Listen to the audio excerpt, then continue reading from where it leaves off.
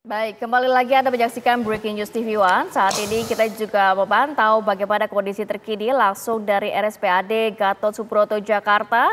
Tadi tampak dari Baca Pres Ganjar Pranowo dan juga Baca Pres Mahfud MD sudah tiba di lokasi dan nampaknya juga sedang bersiap dan nantinya akan mungkin memberikan statement juga secara singkat kepada awak media. Nantinya rangkaian tes apa saja yang akan dilakukan, kemudian juga bagaimana persiapannya. Saya tidak hanya bersama Mas Nyarwi Ahmad, tapi juga sudah ada Mas Hanta Yuda, Direktur Eksekutif Poltreking Indonesia. Selamat pagi Mas Hanta. Selamat pagi, apa kabar? Rati, Mas Sehat Nyarwi. Ya? Alhamdulillah. Alhamdulillah. Sehat. Tadi saya sudah bertanya ke Mas Nyarwi mengenai rangkaian tes pada hari ini. Memang nampaknya ini juga sudah biasa dilakukan oleh masing-masing paslon di tahun-tahun pemilu sebelumnya begitu ya. Dan nampaknya saat ini juga tidak begitu banyak perubahan yang akan dilakukan begitu untuk medical check up sendiri. Kalau dari sisi Mas Hanta untuk hari ini apa yang paling dicermati Mas Hanta? Ya, hari ini yang tentu dari sisi figurnya ya. Pak Ganjar dan Pak Mahfud ini adalah pasangan yang relatif paling siap setelah Anies dan Muhaimin. Ya, kalau dari sisi administrasi kesehatan tadi seperti Rati katakan sudah standarnya. Jadi saya melihat memang PD Perjuangan sudah menyiapkan kombinasi ini pakem PDIP lah kira-kira gitu. Yang pakem PDIP gimana tuh Mas? Pakem PDIP yang sejak awal kalau kita perhatikan cawapresnya yang ditunggu-tunggu. Nasionalis religius. Iya, jelas itu Rati. Kombinasi nasionalis religius karena Mas Ganjar berangkat dari PD Perjuangan, dia merah, dia membutuhkan komplementer dari sisi cawapresnya berwarna hijau, kelompok Islamis tradisionalis dalam konteks ini tentu yang paling besar basis massa NU. Karena itu yang kedua yaitu ke-NU-annya ini yang diambil ya, semakin tulen semakin bagus buat Mas Ganjar dan buat Pak PD Perjuangan karena ketemulah namanya Pak Mahfud, yaitu saya kira kalau kita tarik juga sebelumnya Pak Maruf Amin, kemudian Pak Muhaimin, pada saat 2004 itu Kiai Haji Hashim Muzadi berpasangan dengan Ibu Mega, Pak JK juga sebenarnya 2014 itu punya kedekatan dengan NU. Nah kalau mau ditambah lagi NU-nya NU senior, meskipun tidak sesenior sebelumnya. Nah ini sudah relatif senior, bukan masih muda usia 40-50 tahun.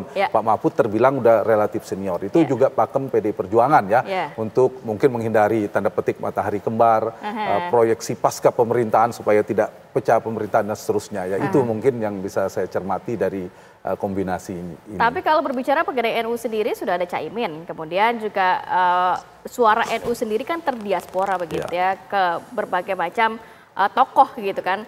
Tapi kalau untuk Prof Mahfud beririsan dengan NU, elemen NU juga ada di situ, cukup banyak kan nanti bisa mengeruk suara dari NU ini? Iya betul, Rati, NU ini tidak tunggal ya, dia terpolarisasi dari sisi aktor atau figur-figur kuatnya juga terpolarisasi berbagai macam kekuatan politik atau figur. Kita tahu ada Pak Muhaimin Iskandar, kemudian ada Pak Mahfud sendiri, ada Gus Durian, Mbak Yeni, kemudian ada NU struktural, Gus Yahya sekarang, kiai-kiai kulturalnya, dan lain sebagainya. Banyak ada Gus Ipul dan sebagainya. Jadi saya kira banyak kalau kemudian ada kandidat yang berharap agar NU penuh mendukung ke salah satu kubu kelompok, menurut saya agak sulit ya. Dan itu juga terbukti di 2004 lagi-lagi yang apa kurang NU-nya. Kalau soal kadar ke NU-annya kalah dibandingkan Pak Hashim Muzadi yang pada saat itu ketua umum PBNU, kemudian ada Gus Solah, adiknya Gus Dur, cucunya pendiri NU, tapi ternyata dalam kompetisi justru kalah Mas Nyarwi ya, kalah di putar. Mungkin orang kan mengatakan Rati ini kan mereka karena terbelah, karena mereka terpolarisasi, wajar kalah dengan SPJK, tapi kan ada putaran kedua. Harusnya terkonsentrasi ke Mega Hashim, tapi nyatanya juga tidak. Jadi menurut saya boleh ini perlu, tetapi tidak tidak terlalu determinan. Dan jangan-jangan Pak Prabowo mempertimbangkan itu. Ini udah berebut NU, jangan NU bukan lebih determinan penting bagi Pak Prabowo, lebih penting faktor Jokowi daripada faktor NU. Nah itu dia, Mas Nyarwi, lebih penting faktor Pak Jokowi dibandingkan faktor NU kah kalau untuk Pak Prabowo? Karena kita melihat ini dua paslon, Anies, Caimin kemarin sudah sampai di tahap untuk pemeriksaan kesehatan, kemudian juga Ganjar dan juga Mahfud MD hari ini akan menjalani, nampaknya yang juga belum firm begitu, belum mendaftarkan diri, ini kan Prabowo Subianto.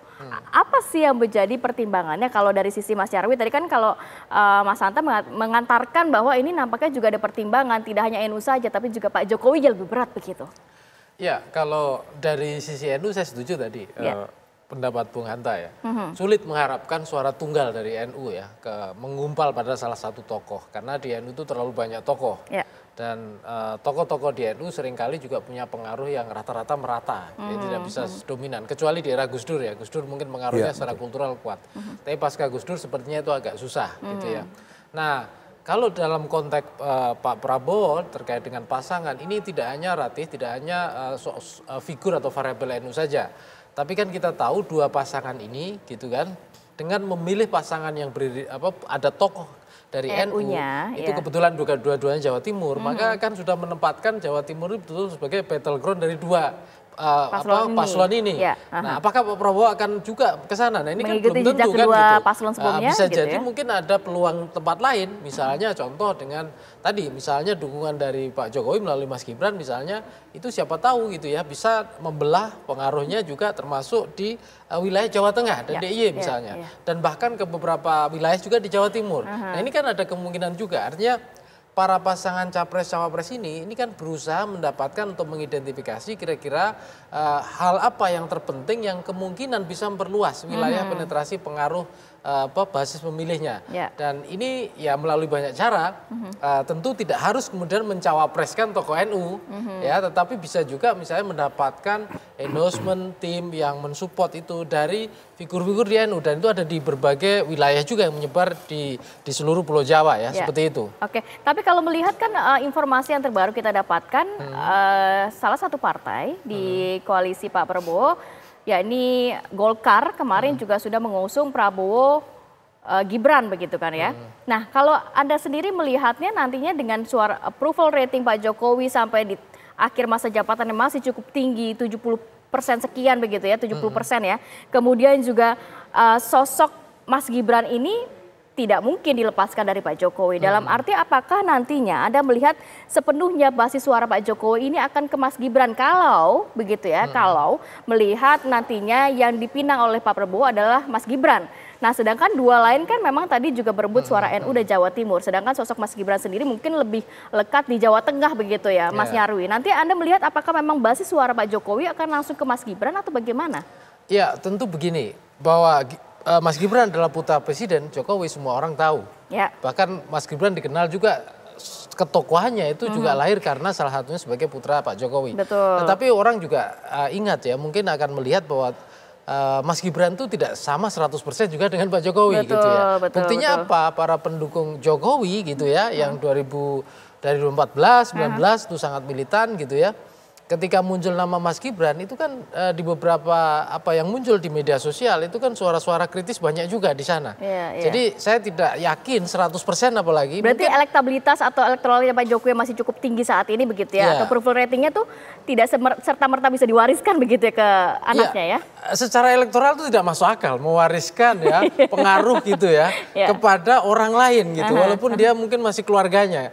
Ya, yang mungkin bisa diharapkan salah satunya adalah para relawan, para simpatisan gitu ya, yang mungkin sangat respect atau sangat militan pada Pak Jokowi yang kemudian mensupport Mas Gibran, atau bahkan Mas Gibran sendiri mungkin punya supporter istilahnya endorser baru gitu ya, para fans club baru gitu, karena kan generasinya generasi muda ya, yang itu mungkin berbeda dengan fans clubnya Pak Jokowi. Nah, itu saya kira Ratih yang bisa diharapkan. Saya kira sosok Mas Gibran gitu itu kan sebagai individu yang tetap dipandang akan berbeda ya, tetap dengan Pak Jokowi gitu. Walaupun kalau misalnya Pak Prabowo mengharapkan dukungan Mas Gibran itu masih masuk akal. Kenapa? Karena juga tidak mungkin misalnya katakanlah kalau Mas Gibran bersedia, kita kan belum deklarasi misalnya kecocokan dari partai-partai ini untuk mengusung secara bersama-sama secara resmi ya. Kalau udah menerima ya, tetapi secara resmi dari semua partai, apalagi disiapkan untuk besok minggu depan ini KPU, kita kan belum. Ya. Nah, itu kalau seandainya itu ada deklarasi seperti itu, dan mungkin Pak Jokowi merestui atau mensupport bahkan. Nah, di situ dukungan Pak Jokowi makin konkret. Nah, itu yang saya kira diharapkan oleh partai-partai atau Pak Prabowo secara khusus dengan Gerindra. Ya, karena itu modal yang real Ratih ya.